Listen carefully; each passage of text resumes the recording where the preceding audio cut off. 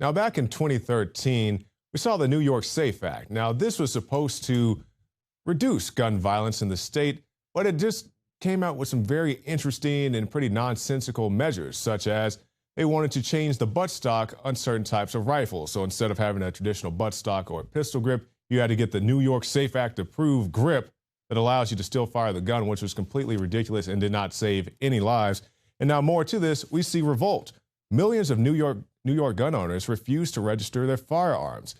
And so far, only about 24,000 gun owners, most of them cops, registered their semi-automatic rifles with the state, meaning that the law has been effectively repealed through civil disobedience. And it also was aiming for things like detachable magazines, how many bullets you could have in your magazines, so on and so forth. And also, I did a story last year, or maybe it was earlier this year, talking about how they wanted to limit the type of toy guns that you could buy. They wanted you to have a big orange tip, which I definitely would recommend for your toy guns, but also I don't think it should be mandatory. I think we should better train these officers not to drive up to a child, jump out of the car, and shoot them. Now, of course, that didn't happen in New York, but we have seen these type of incidents happen throughout the country.